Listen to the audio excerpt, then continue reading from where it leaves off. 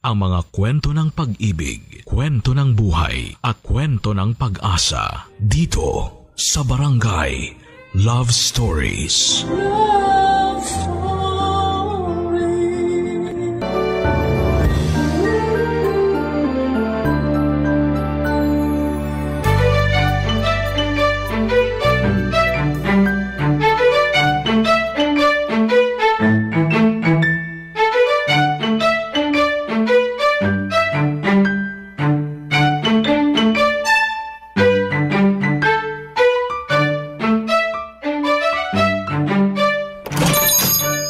Magandang tanghali po. Ay, ang gwapo naman. Anong atin? Magpapagupit po. Talaga? Sayang naman. Po? Kako, ako sana kaso may nire-riban pa ako, Toy. So maghihintay na lang po ako kapag tapos na kayo? Ay, hindi, Toy. Hindi akong gugupit sa'yo. Isang bakla rin. Wait ka lang sandali, ha? Nasa CR pa, lalabas din yon.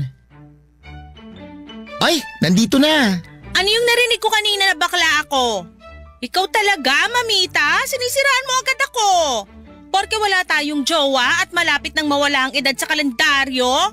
Nagsasabi lang ako ng totoo, te. Bakla po ba talaga kayo? Ay, hindi ako bakla. Babae ako.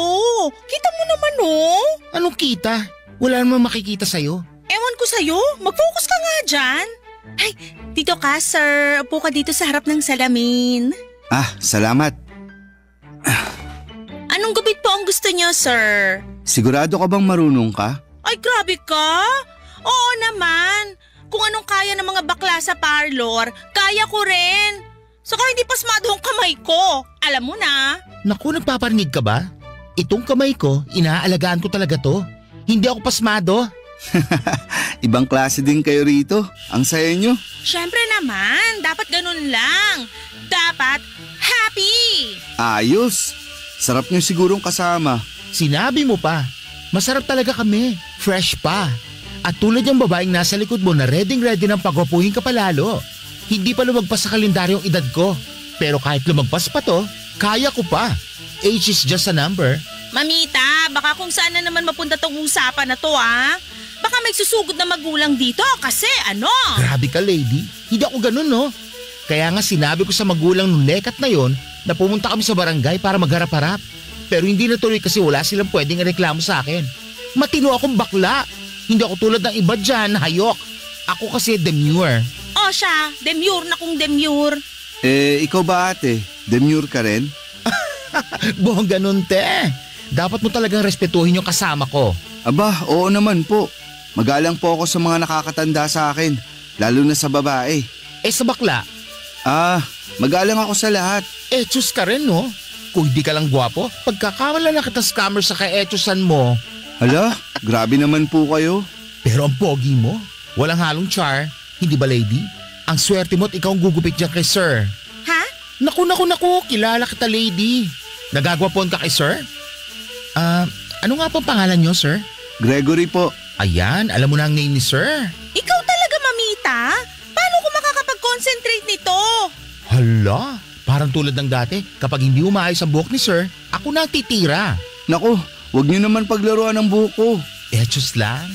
Mahusay yan si lady. Binabakla lang kayo niyan pero mahusay talaga yan. Naniniwala naman ako mahusay siya. Pagwapuhin mo pa ako lalo, Oo naman. Sisimulan ko na pong gupitan ng buhok nyo, Sir Gregory. Siguro, Gregory na lang ang itawag mo sa akin. Bata pa naman ako para i-sir nyo. Customer po kayo, kaya sir ang tawag ko. Sige na, Gregory na ang itawag mo. Sige ka, di ako babalik dito kung ipipilit mo yung kakaser mo. Ay, wag naman po, Gregory. Ayan, ayusin mo ang paggupit ha. Masusunod po, kamahalan. Charot! Sobrang gwapo po talaga si Gregory Papadudut. Parang kahawig niya po si Ruru Madrid. Maganda rin ang mga muscles niya. Lalaking-lalaki talaga. At tama po ang napansin ni Mamita na nagwagwapuhan ako sa kanya sa unang pasok niya pa lamang sa parlor. Hindi ko lang pinahalata kasi parang hindi naman po tama na parang ang landi ko kaagad sa paningin niya. Sobrang kinakabahan ako sa paggupit ko sa kanyang buhok. Nanginginig nakikinig pero tinatagang ko ang aking dibdib para maayos ko ang aking trabaho. Gusto kong tumagal ang orasan habang ginugupitan ko siya dahil gusto kong mahawakan ang kanyang mga buhok at makikita ang mukha niya ng mas matagal. Na love at first sight ako, Papa Dudut. Crush na crush ko na siya. Pagkatapos kong gupitan si Gregory ay parang nararamdaman ko pa rin ang ulo niya. Na-imagine ko pa rin ang mga oras na ginugupitan ko siya. Ilang gabi din akong hindi kaagad makatulog kasi naiisip ko ang mukha niya. Gusto kong makita ko siya at dumating nga ang araw na pinakahihintay ko. Hindi ko akalain na babalik siya sa parlor para makita namang ako. Nagulat ako, Papa Dudut. Sabi niya gusto niya lang na tumambay para makita ako. Doon niya hiningi ang number ko at agad na naging chatmate kaming dalawa. Bawat receive ko ng text niya ay naglulupasay ako sa kinig. Pero pinagsabihan agad ako ni Mamita na huwag seryosohin at baka masaktan lamang daw ako. Kalaunan ay nanligaw na si Gregory sa akin. Sino ba naman ako para tumanggi sa isang napakagwapong Adonis? At gusto kong matikman yung bagay na pwede kong sabihin na babae talaga ako bago ko lisanin ang edad kong 31. Pero super KJ talaga si Mamita.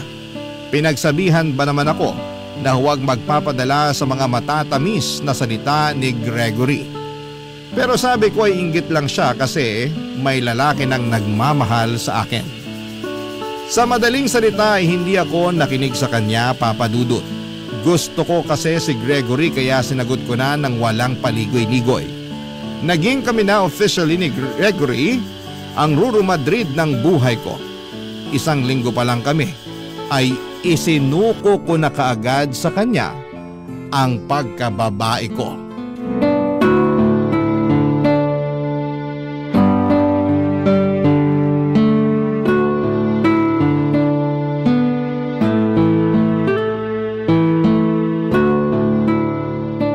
Masarap ba?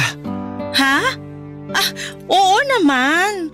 Masakit lang, mahal. Ganyan talaga yan. Salamat ha. Ako ang nauna sa'yo. At huli. Hindi ba, mahal? Siyempre naman. Ganun mo talaga katagal hinintay ang oras na to? Ikaw talaga ang para sa akin. Salamat, mahal. Ikaw pa ba? Pero alam mo, hindi ko na talaga gustong makita yung kaibigan mong si Mamita. Grabe kung makatingin sa akin. Hayaan mo na, mahal. Ganun lang naman talaga siya. Hindi ko talaga siya gusto. Hindi ba sinabi niya sa'yo na ayawan mo na ako? Na hindi mo ako pwedeng sagutin kasi tambay lang ako? Grabe din kung manira ng tao yung Mamita na yan. Siguro type niya lang ako. Pero sorry na lang siya. Hindi ako pumapatol sa tulad niya.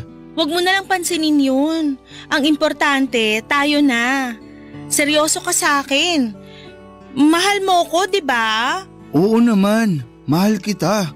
Mahal na mahal. Iba ka nga eh, kasi pinaglaban mo ako dun sa baklang yun. Gregory, awat na! Teka, bakit parang mas mahal mo pa yung baklang yun kesa sa akin? Panay ang depensa mo sa kanya eh. Mahal, hindi sa ganun. Best friend ko kasi yun at siya nagturo sa akin paano maggupit. Siya nga nagdala sa akin dito.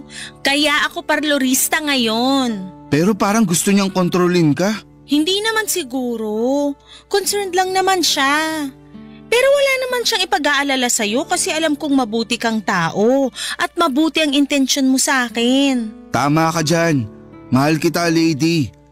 At buti naman na solo kita ngayon. Umabsent muna ako sa parlor para samahan kita. Iba ka talaga. Mahal na mahal mo talaga ako. Pero hindi pwedeng parati kang absent ha. Paano na ang kita mo niyan? Baka yung customer mo mapupunta na dun sa baklang hukluban na yun. Hindi naman. Saka ganun naman talaga sa parlor. Kung sino ang nandun, siya na gagawa. Hayaan mo na. Naisip ko lang, pwede ka na sigurong lumipat ng ibang tirahan. Huwag ka nang sumama sa baklang yun. Baka impluwensyaan ka lang niya. Mahal, mabait si Mamita. Parang kapatid ko na siya. Kukuha na lang tayo ng short time room tulad ngayon? Pwede naman. Basta, maganda ka lang ng pambayad ha. Alam mo naman mahal na wala akong trabaho. Basta paliligayahin kita. Gusto kong masasarapan ka lang kasi mahal kita eh. Salamat, mahal. Mahal, may papakiusap pala ako sa'yo. Ano yun, mahal? Si Rico, birthday niya kasi. Pupunta ako sa kanila. Mahal, pwede bang makahingi ng pera? Pambili lang ng pang-inom para may bit-bit naman ako. Alam mo namang nakakahiya pumunta na walang bit-bit. Magkano ba yun? Isang case. Kaya mo naman, di ba? Mahal na mahal mo naman ako kaya di mo ako matitiis. Sandali. Titingnan ko sa wallet ko. Kaya mo yan. Ikaw pa ba?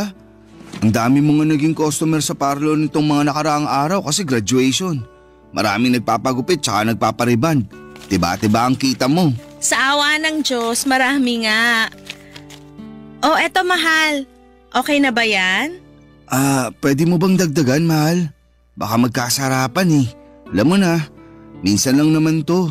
Basta, kapag nagkatrabaho na ako, babawi ako sa'yo. Promise. Eto mahal yan na muna kasi marami din akong babayaran eh. Saka nagpapadala rin ako sa mga magulang ko sa probinsya. Matanda na sina mama at papa ko eh. Sige, okay na nga to, mahal. Pamasahe na lang, sige na. Yan na muna ang pambayad ko sa'yo, mahal.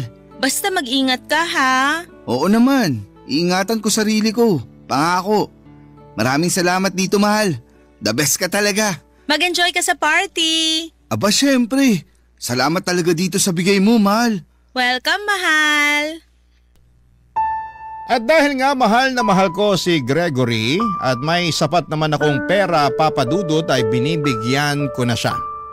Hindi ko naman iniisip na mabigat yon sa akin dahil mahal ko siya at gusto kong suportahan siya sa abot ng aking makakaya. Lagi niyang sinasabi sa akin na kapag siya ay nagkaroon ng trabaho at kumita na, ako naman daw ang kanyang aalagaan. Lalo na raw kapag magiging asawa na niya ako. Paulit-ulit po niyang pinapangako na siya raw ang bubuhay sa amin, pati na sa magiging anak namin sa hinaharap. Napakalambing niya kaya madalas ay nadadala ko sa mga matatamis niyang salita dahil doon ay tinatago ko kay Mamita ang tungkol sa pagbibigay ko ng pera kay Gregory. Halos linggo-linggong nagbibigay ako sa kanya na parang ginawang allowance ang pera ko. Hindi ko na nga namamalayan pero halos lahat ng sahod ko ay nauubos na sa kanya. Hindi na ako nakakaipon dahil sa kanya na napupunta ang karamihan ng kita ko. At hindi na rin ako nakapagbibigay ng pera sa aking mga magulang.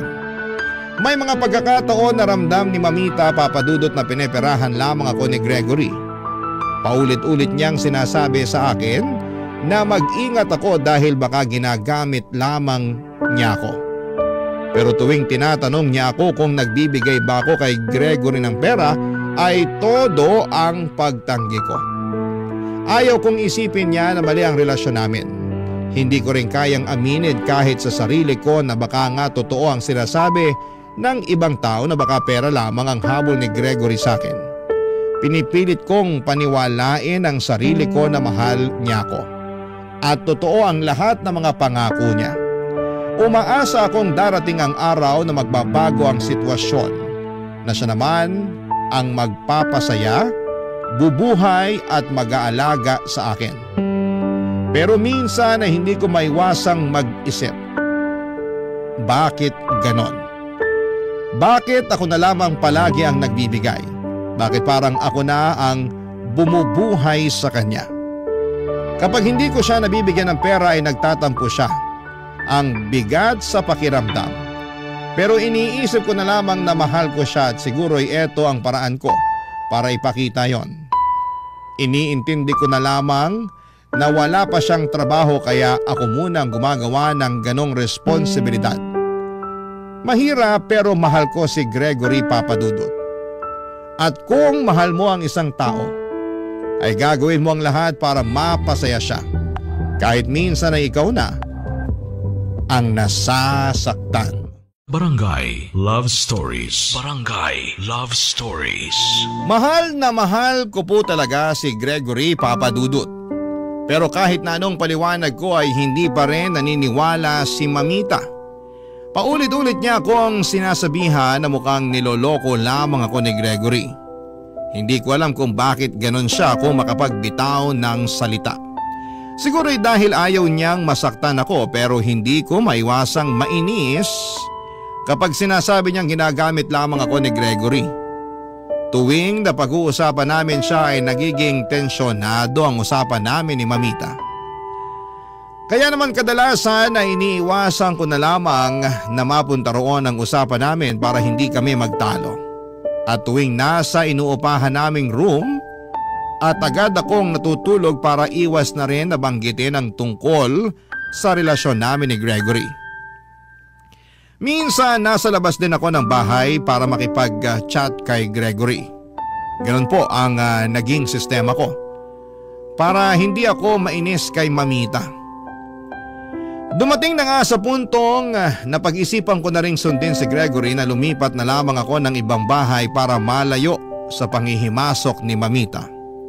Sabi pa nga ni Gregory, mas magiging magaan daw ang relasyon namin kung hindi ko kasama si Mamita sa bahay. Pero kahit na anong pilit ko ay hindi ko magawang iwanan si Mamita. Malaki ang utang na loob ko sa kanya. Siya ang kumupkob sa akin noong panahong walang-wala ko. Siya ang nagdala sa akin dito sa Maynila. Kung hindi dahil sa kanya baka hanggang ngayon ay nasa probinsya pa rin ako at walang maayos na trabaho. Ayokong bayaran ang kabutihang ipinakita niya sa akin ng pagtalikod. Kaya kahit mahirap ay tinitiis ko na lamang tuwing pinagsasabihan niya ako. Ang mas nakapagtataka pa, parang may radar si Mamita. Pakiramdam ko ay alam niya tuwing nagbibigay ako ng pera kay Gregory.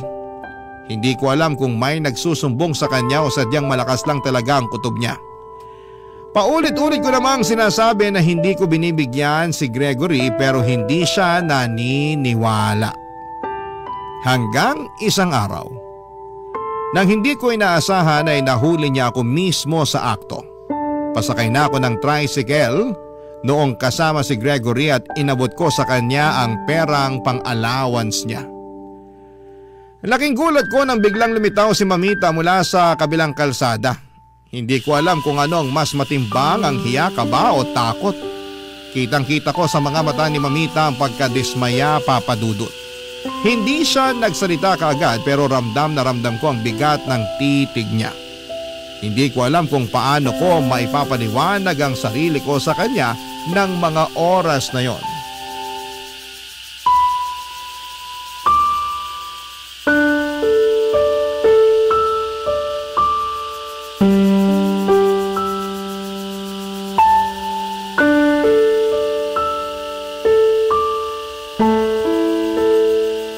Ano yung nakita ko kanina, lady? Binibigyan mo pa rin ng pera ang lalaking yon? Umisig ka na nga. Mamita, hindi mo naiintindihan. Hindi ko naiintindihan? Ipapaliwanag ko sa iyo mga napuna ko. Bago kayo naging magjowa nung lalaki mo, may mga pagkakataon na sinasagot mo merenda namin lahat sa parlor kahit hindi kami nagpapalibre sa iyo. Ngayon, pansin na kapos ka na. Halos hindi ka na makakain. Bakit? Dahil napupunta sa lalaking yun ang pera mo. Tingnan mo nga sarili mo sa salamin. Nangangayayat ka na. Sa kasabi ng kapatid mo sa probinsya, hindi ka na daw nagbibigay sa mga magulang mo. Nakakapanibago kasi dati sila inuuna mo. Mamita, pakiusap. Huwag mo sanang palakihin. Palakihin? Anong tago sa ginagawa mo? Maliit na bagay? Halos mapasma na yung kamay mo. Kakagupit mo dito sa parlor. Lahat ng pinaghirapan mo, ayun. Binibigay mo lang sa lalaki mong yon. Lady, isipin mo naman ang sarili mo. Ginusto ko naman yun, Mamita. Wala kang dapat ipag-alala sa akin. Buhay ko naman to. Wala akong dapat ipag-alala, lady. Oo, buhay mo yan pero kaibigan mo ako. Sabihin na nating mahal mo nga siya. Sige, nandun na tayo. Pero dapat sarili mo muna ang unahin mo. Hindi puro siya. Habang ikaw, nagtatrabaho hanggang mapagod. Siya, anong ginagawa niya? Nasa kung saang impyerno nagpupunta, naghihintay ng sustento mo. Hindi mo siya kilala, Mamita. Hindi siya ganon. Ay hindi? Ano tago sa paulit-ulit niya paghingi ng pera? Yun nakita ko kanina. Hindi mo may tatanggi yun. Ganun ba ang lalaki nagmamahal? Lady, gumising ka. Ginagamit ka lang niya. Mamita, tama na. Hindi mo alam ang lahat. Mahal ko si Gregory. Naririnig mo ba ang sarili mo? Mahal mo siya, oo. Pero hindi ibig sabihin niya magpapakatanga ka. Simula nang dumating yung lalaking yan, nag-iba ka na. Nawala na yung lady na may respeto sa sarili niya. Nag-iisip para sa mga magulang niya. Lady, unahin mo naman ang sarili mo. Kaya nga inuuna ko na ang sarili ko. Kaya hindi ko na sila pinapadalan. Ano? Sabihin mo na ang gusto mong sabihin pero hindi ko siya iiwan. Mahal ko siya at mahal niya ako. Ito ang uunahin ko. Kung mahal ka niya, bakit kailangang halos ikaw bumuhay sa kanya? Bakit ikaw tong halos mawalan na ng makain? Ganyan ba ang pagmamahal? Yung ikaw nagbubutas ng bulsa habang siya, panay pakit lang? Tapos ikakama ka kung kailan niya gusto? Ikaw pa nagbabayad ng pag-check-in niyo. Hindi mo kasi nakikita yung nakikita ko sa kanya. May plano na kaming bumuo ng pamilya. Eh paano? Sa pera mo? Sa pawis mo? Lady, hindi ka bangko. Hindi mo responsibilidad na tustusan ang buhay niya. Ang laki-laking tao ng lalaking yon. Patambay-tambay lang, walang ginagawa. Parang gusto magpakaharing nakaupo lang at pinagsisilbihan mo. Inaalila ka niya. Tama na yung paninira mo sa kanya. Hindi ko siya tinutustusan. Tinutulungan ko lang siya hanggang makahanap siya ng trabaho. Talaga lang ha? Lady, wala na sa kalendaryong edad mo. Dapat matured ka na. Pero mukhang immature ka pa rin. Ilang beses ko na tong sinabi. Pero heto ka pa rin. Nakapikit pa rin ang mga mata mo. Mamita, pagod na akong paulit-ulit natin pinag-uusapan to. Pwede ba? Huwag mo na kaming pakialaman. Concern ang tawag doon, lady. Kaibigan mo ko. Hindi ko maaatim na nakikita ang ginaganyan lang ng batugan na yun. Na mukhang ang batuta niya lang ang ibinibida niya sa'yo. Hindi ko kailangan ng concern mo. Alam ko yung ginagawa ko. Talaga lang ha? Eh bakit sa tuwing nababagit si Gregory, umiinit ang ulo mo? Kung masaya ka, bakit ka ganyan magsalita? Dahil sawa na ako. Sawa na ako kasi lahat na lang kayo kontra sa amin. Hindi ko kailangan ng sermon mo. Daig mo pa mga magulang ko. Hindi sermon to. Boses ng katotohanan to, lady. Matagal na tayong magkaibigan. Oo, hindi mo ako magulang. Hindi mo ako kaano-ano. Kung may halaga pa ako sa'yo, pakinggan mo naman ako kahit minsan lang. Pero bakit nga ba ako nagmamalasakit sa'yo? Pwede ko namang hindi napansinin yung mga ginagawa mo. Yun na nga. Huwag mo na kasing pansinin. Mahal ko siya, mamita. Yun lang ang totoo. Pero mahal ka ba niya, lady? Yun totoo. Kung oo, bakit ka napapabayaan? Bakit parang ikaw lang ang lumalaban sa relasyon nyo? Mukhang ikaw ang bumubuhay sa lalaki. Mukhang ikaw ang ginawa ng alkansya na araw-araw kinukuhanan niya pero walang hinuhulog na pera. May mga hindi ka alam. May mga pangako siya na binitiwan sa akin. Pangako? Gumising ka na nga. Kahibangan na yan. Huwag kang tatanga-tanga. Mamita, tama na please. Hindi ko kayang panoorin kang nasasaktan, lady. Pero kung pipiliin mo pa rin siya, bahala ka. Nagsasabi lang ako ng totoo dahil ayokong dumating yung araw na magsisisi ka. Para mapanatag ka, hindi ko pagsisisihan ang pagmamahal ko sa kanya. Wow! Sana nga! Sana hindi mo balikan ang mga salitang yan kapag huli na ang lahat. Hindi talaga. Ewan ko sa'yo, babae ka. Parang nauubusan ka ng lalaki. Siguro, inggit ka lang kasi may lalaking nagmamahal sa akin. Hindi ako inggit. Yan talagang naiisip mo sa akin, lady. Kaya ko magkaroon ng lalaki para mairaos ko ang uhaw ko. Pero hindi ako nagpapaagaga tulad ng ginagawa mo. Daig mo pa ang bakla ng hindi makabuking sa inaasal mo. Bakit ka naiiyak? Totoo sinasabi ko sa'yo. Kaya mag-isip-isip ka na. Huwag kang tanga, lady. Hindi ko na kinikibo ang kaibigan kong si Mamita pagkatapos ng tagpong yon, Papa Dudut. Kahit na anong sabihin niya ay pinipili kong huwag na lamang makinig. Nakakapagod na rin kasi ang paulit-ulit naming pagtatalo. Alam ko namang hindi niya maintindihan ang nararamdaman ko. Oo, patuloy pa rin ako sa pagtatrabaho sa parlor kahit umalis na ako sa bahay na tinitirhan namin ni Mamita. Masakit pero kailangan kong gawin dahil sa pagmamahal ko kay Gregory. Papadudot kahit mapagod at masaktan ang katawan ko sa buong araw na pagtayo, paggupit at pagkulot ng buhok ng mga kliyente. Iniisip ko na lamang na para ito kay Gregory. Ayokong maramdaman niyang hindi ko siya kayang suportahan. Ayokong maramdaman niyang hindi siya importante sa akin. Kaya kong isakripisyo ang lahat kahit na ang pagkakaibigan namin ni Mamita. Pero dumating ang panahon na kapag humihingi ng pera si Gregory at matumal ang parlor at wala na akong maibigay, kaya umuutang na lamang ako sa mga kasamahan ko. Minsan kahit na hindi pa ako nakakabayad sa isang utang ay hihirit ulit ako para mangutang. Pinipilit ko namang magbalik ng bayad kapag may tip o extra ang mga kliyente pero parang hindi nauubos ang mga bayarin. Lahat ng kinikita ko ay halos dumadaan lamang sa kamay ko at diretso kay Gregory. Hindi ko sinasabi kay Mamita ang tungkol dito at alam kong magagalit lamang siya at lalo lang hahaba ang sermon.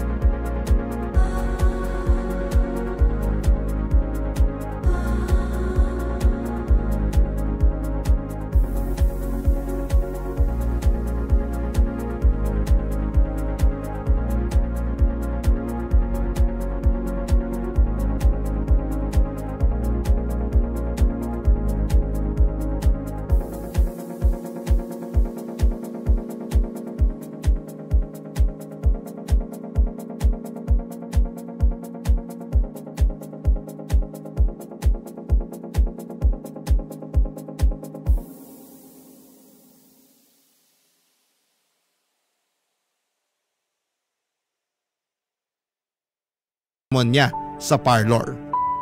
Minsan naiisip ko na tama pa ba tong ginagawa ko. Pero agad kong pinapawi ang duda. Mahal ko si Gregory dahil sa kanya ko ibinigay ang pagkababae ko. Siya ang unang lalaki na minahal ko ng ganito. At gusto ko siya na rin ang huling lalaki sa buhay ko. Hindi ko kayang mawala siya, Papa Dudut, kaya kahit mahirap, kahit masakit, kahit minsan ay naiiyak na lamang akong mag-isa ay tinitiis ko. Kasi para sa akin si Gregory ang kaligayahan ko. Ayokong mawala yung taong nagbibigay ng dahilan para magmahal ako ng ganito. Pero dumating ang araw na parang gusto kong lamunin na lamang ako ng lupa. Ayoko sanang magkasiraan kami ni Mamita ng tuluyan pero naging sagad na ang panghihimasok niya sa buhay ko.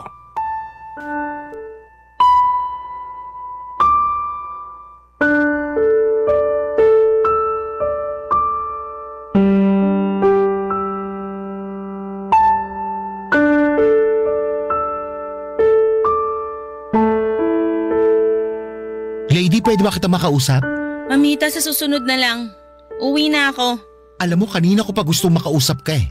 Hinihintay ko lang na matapos mo ang customer mo. Lady, huwag ka munang umuwi. Mag-usap muna tayo. Ano na naman ba ang gusto mong sabihin sa akin? Tungkol na naman kay Gregory? Mamita, ilang ulit ko bang sasabihin sa'yo na mahal ko si Gregory at mahal niya ako? Nagmamahalan kami kaya huwag ka nang magtangkang siraan pa siya sa harap ko. Kahit na anong sabihin mo, hindi mo mababago isip ko. Ibang klase na siguro talaga nagagawa ng yakap, halik, lambing ng lalaking yon. Ibang-iba ka na. Hindi lang yung katawan mo pumayat, pati na rin yung utak mo. Nawala na ng sustansya. Sige, insultuhin mo pa ako. Wala akong pake. Tumabi ka na! Uwi na ako! May ibang babae yung boyfriend mo! Nakita ko sila! Ano? Nakita ko siyang may ibang babae! May ibang girlfriend si Gregory! Hindi ka talaga titigil, bakla ka? Pwede ba, lady? Hindi ako naiinsulto na tawagin mo akong bakla kung yan ang gusto mong puntahan. Ang sa akin lang, gumising ka na! Matagal ka nang niloloko ng Gregory na yan! Walang katotohanan yung binibintang mo sa kanya! Ang sabihin mo, gusto mo lang si Gregory! Gusto mong pumatol siya sa'yo! Pero hindi mo siya kayang makuha kasi nga ayaw niyang pumatol sa isang baklang katulad mo! Sumusobra ka na! Sorry, lady. Sorry, pero... Ako pa ngayon na sumusobra? Walang hiya ka! Binalik ko lang ang sampal mo! Sa pinaggagawa mo kasinungalingan kay Gregory, ikaw ang dapat matauhan! Ibang klase ka talaga. Ako na ito nagmamalasakit sa'yo, tapos ganyan ka pa? Gusto mong magkwentahan tayo? Hoy, lady. Ako nagturo sa'yo manggupit para may pangkabuhayan ka. Ako nagdala sa'yo dito sa Maynila para hindi ka mabulok sa probinsya. Ako nagpakain sa'yo lahat-lahat nung walang-wala ka pa. Tapos ngayon, ganito lang pala ay gaganti mo sa akin? Ayaw kong magbilang ng naitulong ko sa'yo. Pero sa mga ginagawa mo sa akin, kailangan kong isampal sa'yo ang mga naitulong ko. Sana pala, hindi na kita tinuruan manggupit para wala kang pera pambili mo ng yakap, halik at kahayupan ng lalaking yon. Ganun ka na ba talaga, kakate? Nangangailangan ka talaga ng bagay para kalampagin niyang hita mo? Tumigil ka! Aba! Namimihasa ka na ng sampal, ha? Tawan mo ako! Maling manampal ng babae pero sa case mo, kailangan kahit isa lang. Kaya nagawa ko sampalin kita kanina. Eh kung gusto mo, sampalin mo pa ako! Hindi ako natatakot! Ano bang nangyayari sa'yo? Wala na akong balak manampal. Pero walang epek naman eh. Pero sige, simula ngayon, ayaw na kitang maging kaibigan. End of friendship na. Kasi wala na magkwenta itong concern ko as a friend sa taong tulad mo na saradong utak kasi nabulag ka na sa kakakamot ng lalaki na yun sa'yo. Pati ang utak mo binabahayan na ng higad kaya hindi ka na makapag-isip ng tama. Alam mo, para ka talagang hayok na maubusan ng lalaki sa kakadikit mo sa Gregory na yan. Hindi ko kailangan na ibang lalaki! Si Gregory lang, sapat na! Kailangan na sigurong untugin niyang ulo mo. Wala ka na sa katinoan talaga. Ako ba? Ikaw to nangingialam eh! Ikaw ang may problema, hindi ako! Baluktot na talaga yung utak mo. Babae ka ba talaga, lady? Eh kung umasta ka, mas bakla pa ang pag-uugali mong namimigay ng pera sa lalaki. Isang kalabit lang, bumibigay ka na kaagad. At kahit wala nang maibigay, ayun! Nangungutang para lang may pambili ng lalaki. Di bali nang magutom, mangayayat at magpagamit, basta maibigay lang ang gusto ng lalaki. Tumigil ka na! Hindi! Kailangan mo ito marinig. Bakla ako. Kaya alam ko ng maraming manloloking lalaki dyan na pinapaasa lang ang isang baklang nagmamahal lang naman at nagpapantasya. Pero ikaw, babae ka, lady. Dapat sa bakla lang kumakapit yung lalaking gipit, pero sa babae na pala? Hindi lang libreng gupit ang naibigay mo, pati na pagkatao mo. Pinipirahan ka lang ng tamad na lalaking yon na para bang nasa hita niya ang ginto na gusto mong maangkin. Habang itong lalaki naman ay may iba ng gustong hinihimas na nilalaanan niya ng perang hinuhutot niya sa'yo. Hindi totoo yan! Hindi! Totoo ang sinasabi ko. Pero bahala ka kung ayaw mo makinig sa akin. Bahala ka na sa buhay mo. Teka, anong nangyari? Bakit ka umiiyak, mahal? Sinabi niya kasi na may ibang babae ka! Ano? Hoy, bakla! Tigil-tigilan mo nga kami, ha? Gusto mo bang makatikim nitong kamao ko? Alam kong matagal ka nang naglalaway sa akin pero tong kamao ko ang ipapatikim ko sa'yo kung hindi ka titigil. Naku, hindi ako natatakot. Sige, gawin mo. Ipapabarangay pa kita. Gusto mo? Mahal, tama na! Umalis na lang tayo!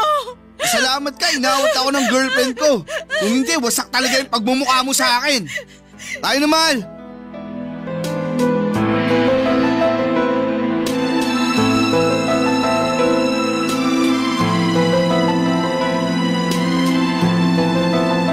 Pagkatapos ng matinding pagtatalo namin ni Mamita, pakiramdam ko ay tuluyan nang nagbago ang lahat. Hindi ko inakala na aabot sa ganon ang pagkakaibigan namin. Dati siya ang taong lagi kong sinasandalan at nagturo sa akin kung paano lumaban sa buhay. Pero parang isa na lamang siyang estrangherong pilit akong pinapakialamanan. Dahil lang sa paniniwala niyang may ibang babae daw si Gregory na hindi ko kayang paniwalaan. Alam kong mali ang naging reaksyon ko. Alam kong masakit sa kanya na makita akong nahuhulog sa isang lalaking sa tingin niya ay hindi naman karapat-dapat. Pero mahal ko si Gregory at dahil mahal ko siya ay handa akong gawin ang lahat para sa kanya. Kahit pa tawagin akong tanga, kahit pa mawalan ako ng mga taong nagmamalasakit sa akin, wag lang si Gregory ko. Pero hindi ako bulag, Papa Dudut. Alam kong may posibilidad na tama si Mamita na maaaring ginagamit lamang ako ni Gregory. Pero pinili kong maniwala sa pangako niya na sa oras na magkapera siya ay ako naman ang aalagaan at bubuhayin niya. Ipaparamdam niya sa akin na isa akong babae at umaasa ako na sa araw na mangyari yon.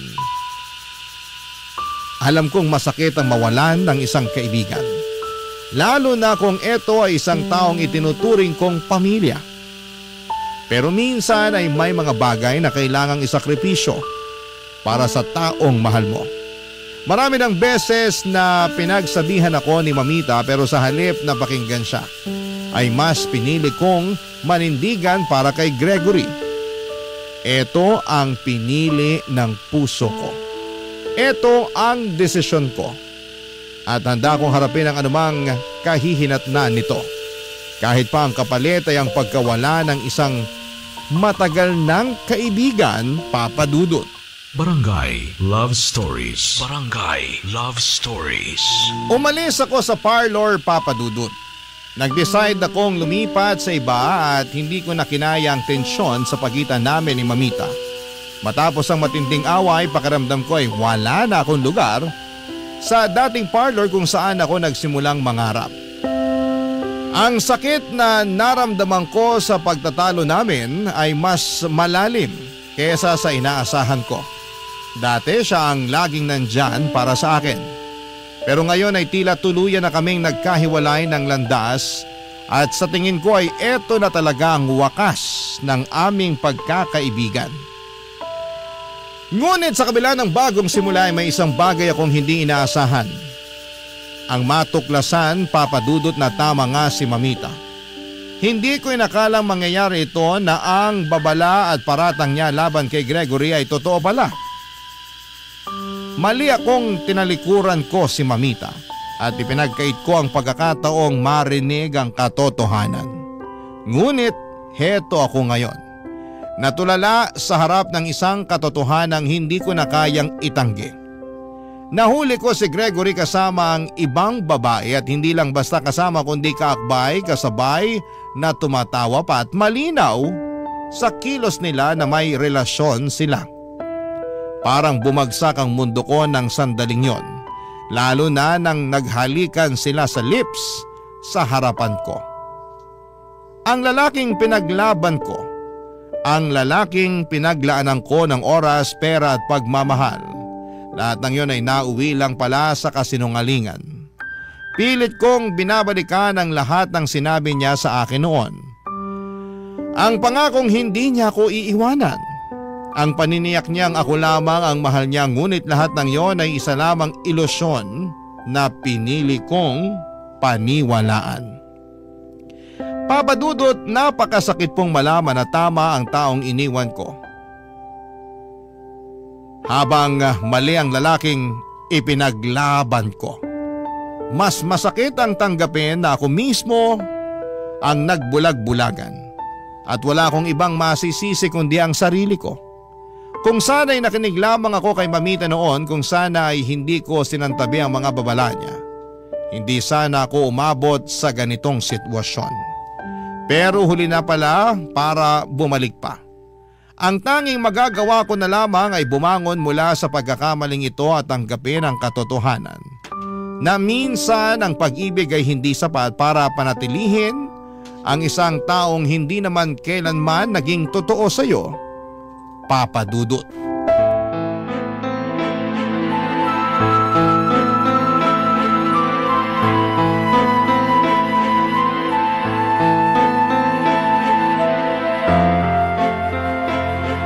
Lady, mahal, magpapaliwanag ako. Ano pa bang ipapaliwanag mo, ha? Kitang-kita ng dalawang mata ko, Gregory! Naghahalikan kayo! Huwag mo sabihing pinsan mo lang yon. Wow! Ngayon pala uso na ang halikan sa labi na magpinsan? Tama ang nakita mo. Umalis ka sa harapan ko! Hindi mo ba ako mahal? Please lang! Ayoko nang makita yung pagmumukha mo! Mahal, pakinggan mo muna ako. Mahal? Ano? Mahal mo rin ba siya? Dalawa kaming mahal mo? Ano ba talaga gusto mo, ha? Kanina parang nanlilita ko sa sarili ko dahil pinoprotektahan mo pa yung babaeng yon. Nakita ko kung gaano kalagkit ang tinginan nyo para akong basahan kanina. Duming-dumi ako sa sarili ko. Lady, hindi sa ganun. Hindi ganon? Eh ano? Para saan lahat ng pangako mo? Ginawa ko lahat para sa'yo. Inuna kita sa lahat. Binuhos ko sa'yo lahat ng meron ako. Tapos ano? Gagawin mo akong tanga? Binibigay ko naman sa'yo ang gusto mo, di ba? Sorry na. Gusto kong pareho ko kayong… Naibang ka ba? Isasabay mo kami? Ako pinagkukunan mo ng pera tapos sa kanya mo ibubuhos yung nakukuha mo sa akin? Ang saya, no? Lady, kailangan mo ako. Ako lang nagka-interest na makipagrelasyon sa'yo, hindi ba? Relasyon ba tawag mo doon? Gregory, tapatin mo ako. Ako ba o siya? Wag naman ganito. Nakikipagsiping naman ako sa'yo kung kailan mo gusto ah. Ano? Yun lang? Yun lang ang tingin mo sa relasyon natin? Na para bang bayad ka para patulan ako? Aminin na natin, lady. Hindi ka naman ganun kagandahan. Pero ginawa ko naman ang lahat para mapasaya ka sa kama. Ginagalingan ko naman. Hayop ka! Sobrang kapal ng mukha mo para sabihin mo yan sa akin! Ano ba pinagmamalaki mo ha? Yang pera mo? Wala namang kwenta yan. Matumal na nga yung bagong parlor na pinagtatrabahuan mo. Ilang kliyente ba meron ka sa isang linggo ha? Wala ka na ang kinikita eh. Tapos ganyan pa ang asal mo? Ano? Tama pala si Mamita! Tama pala ang lahat! Pera lang ang habol mo sa akin! Gamit na gamit mo ako! Walang hiya ka! Teka lang, ano ba akala mo, lady? Mahal kita? Na totoo lahat ng sinabi ko? Gusto mong marinig ang totoo? Napakatanga mo para maniwala na gusto rin kita. Hindi kita mahal. Hindi kita minahal. Hindi kita kayang mahalin. Hindi! Hindi totoo yan! Oh, akala ko gusto mo ng totoo. Yan ang totoo. Ikaw ang nagpumilit na sabihin ko sa'yo ang totoo. Hindi totoo yung mga sinasabi mo! May sayad ka ba? Gusto mo pa rin paniwalaan yung ilusyon mo? Tingnan mo nga ang sarili mo sa salamin. Mahal kita! Marami ako sinakripisyo at tinis para sa'yo! Tanga ka talaga kaya madali kitang nakuha. Kung bakla ka, mas maiintindihan ko pa. Pero babae ka. Sa bagay, mukha ka naman bakla. Hayop ka talaga! Ang sama mo! Namumuro ka na ha. Kasalanan mo kung bakit ka nag-iilusyon. Isa kang malaking tanga. Wala ka talagang hiya! Pasalamat ka nga, natikman mo ko. Hindi ba yun ang gusto mo? Hindi ba ikaw ang humahabol sa akin? Ang babae, hinahabol. Pero ikaw ang lumuhod para lang pansinin kita. Kaya huwag kang magmukhang kawawa dyan, lady. Tama na! Umalis ka na sa harapan ko! Lumayas ka! Lalayas naman talaga ako. Lumayas ka! Umalis ka na! Mas mabuti pa mag-isa ako kaysa makasama ang isang lalaking katulad mo! Huwag mo na ako ipagtulakan pa. Aalis ako. Umalis ka na! Huwag ka nang babalik!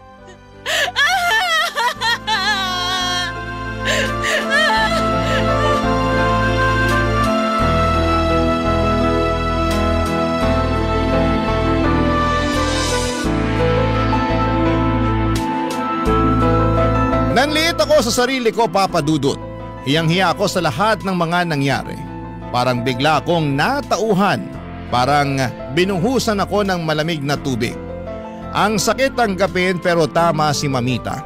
Simula pa lamang ay pinapayuhan na niya ako at sinasabihan na niya ako na mag-ingat pero hindi ako nakinig. Mas pinili kong paniwalain ang sarili ko sa mga kasinungalingang ito.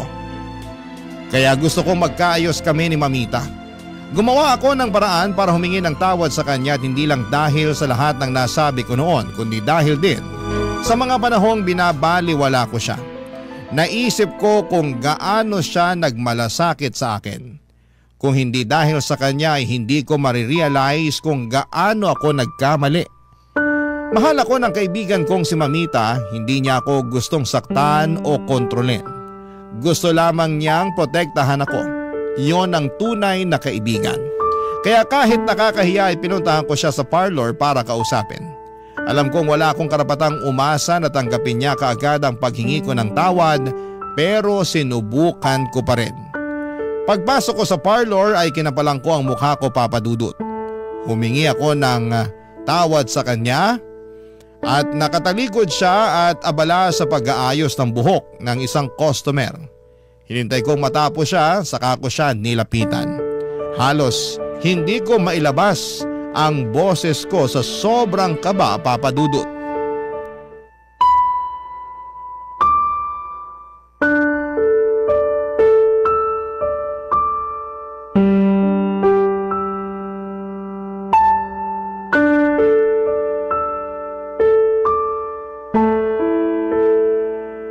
Mamita, Aba, ano ginagawa mo rito? gusto kitang makausap. Akala ko ba ayaw mo na ako maging kaibigan? Akala ko wala na tayong dapat pag-usapan pa. Mamita, sorry. Alam kong nasaktan kita. Ang dami kong sinabi noon. At ngayon bigla kang babalik? Bakit? Wala ka na bang maibigay na pera sa kanya? Mangungutang ka sa kasamahan natin? Alam ko ang pinagagawa mo, lady. Hindi ako nandito para humingi ng tulong. Hindi rin ako nandito para magpaliwanag tungkol sa kanya. Nandito ako kasi gusto kong humingi ng tawad sa'yo. Tawad? Totoo ba? Mamita. Mamita, ngayon ko lang talaga naintindihan lahat. Ngayon ko lang nakita kung gaano mo ko pinahalagahan. Talaga lang, lady? Natauhan ka na? Totoo ba? Nalaman kong may ibang babae si Gregory. Tama lahat ng sinabi mo. Mamita, matagal na niya akong niloloko at inuuto. Nagbulag-bulagan ako. Lady, tahan na. Totoo kang kaibigan, Mamita. Patawarin mo naman ako sa nagawa ko, sa mga nasabi ko sa'yo. Tama pala. Minsan kailangan mo ring makita kung sino ang tunay na nagmamalasakit sa'yo kahit masakit ang sinasabi nila. Alam mo, lady, hindi naman kita pinagsabihan noon para lang sirain ang relasyon nyo. Gusto ko lang siguraduhin na hindi ka masasaktan sa huli. Alam ko na ngayon. Patawarin mo ako, Mamita. Sana mapatawad mo ako sa lahat ng masasakit na sinabi ko noon. Sobra ako nasaktan, lady. Kasi parang na kitang kapatid eh. O pwede ring anak na kita. Kasi nga mamita mo ako. Ibig sabihin, parang nakitang nanay. Aba, ewan ko sa'yo. Pero ano ba talaga? Gusto mo na ulit ako maging kaibigan? Gusto ko, Mamita. Kung papayag ka. Aba, hindi ko alam. Siguro kung manlilibre ka ng milk tea, baka mapag-isipan ko. Kahit 10 pa, Mamita. Huwag naman 10. Baka tumaas ang sugar ko. Tara, usap tayo. Mamita, salamat. Saka sorry talaga. Naintindihan ko. Salamat. Naalala mo pa ba, Mamita? Nung una mo akong tinuruang maggupit. Takot na takot ako humawak ng gunting at gumupit ng buhok. Oo naman. Halos masira mo na ang buhok ng unang pinagtripan natin. Ang pangit ng layers. Akala ko talaga mapapabarangay tayo sa ginawa mo. Ikaw ang nagligtas sa akin noon. Sabi mo, huwag kang kabahan. Ang buhok tumutubo uli. Ang tiwala minsan hindi. Hindi ko malilimutan yon. Salamat sa tiwala mo sa akin. Basta, kalimutan mo ng lalaking yun ha. Sumali ka na lang sa booking namin. Baliw ka talaga. Alam mo kung bakit ako pumayag na turuan kita manggupit noon? Kasi naman lady, ang dami mong talent pero madalas mong pinagdududahan ng sarili mo. Ang dami mong pangarap.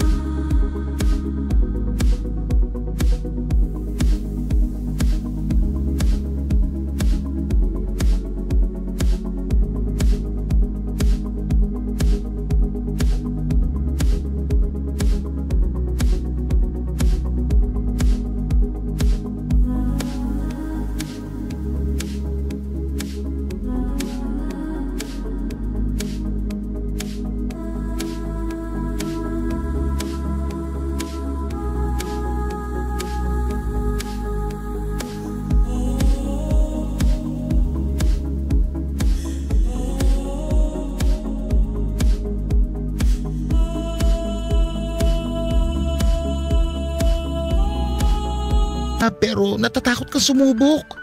At alam ko may talent ka dito. Kaya kita itinuring na kapatid kasi same tayo.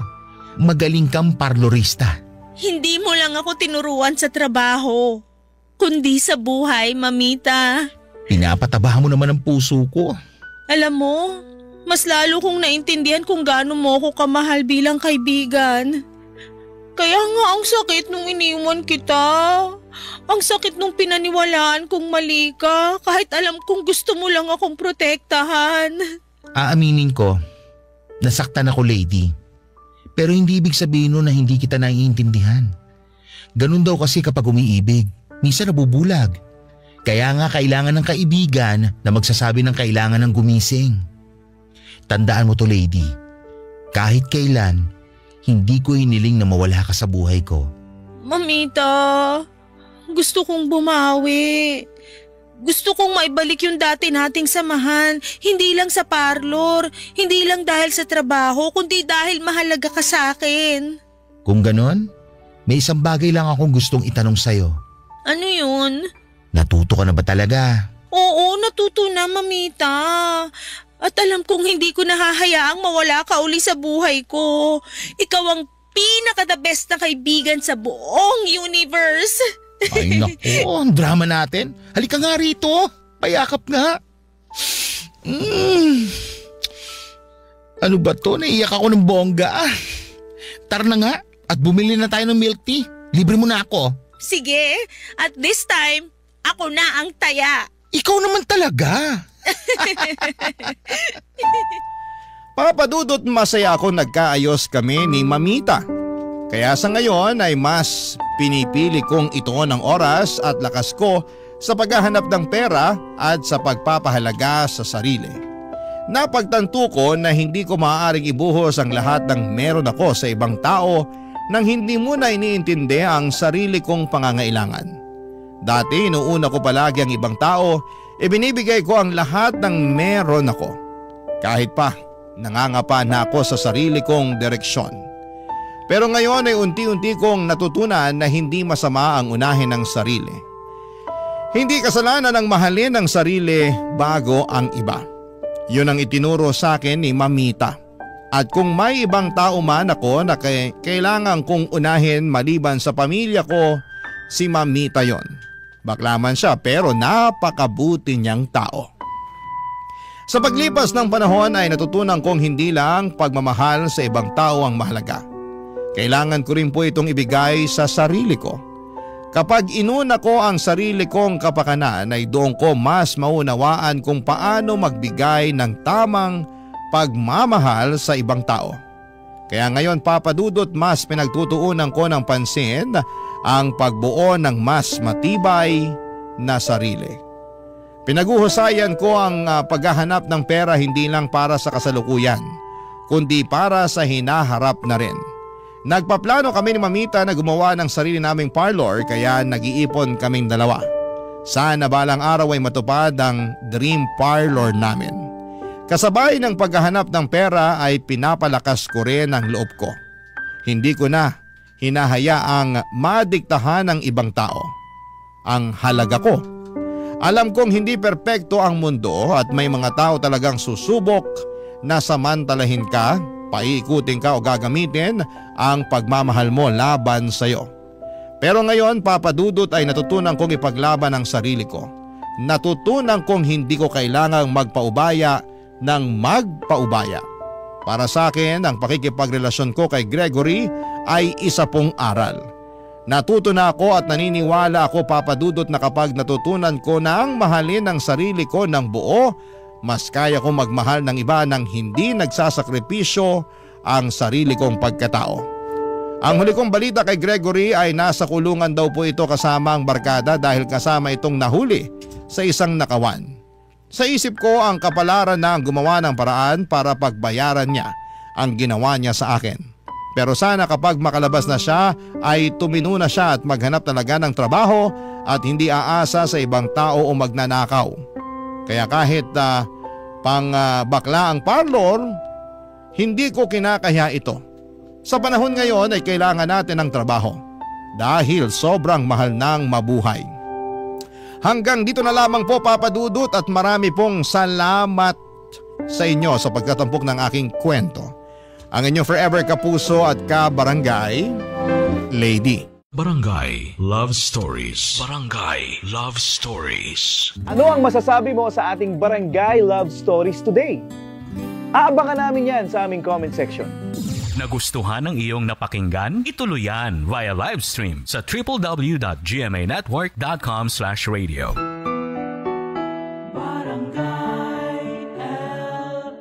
In Mega Manila, 97.1. Forever.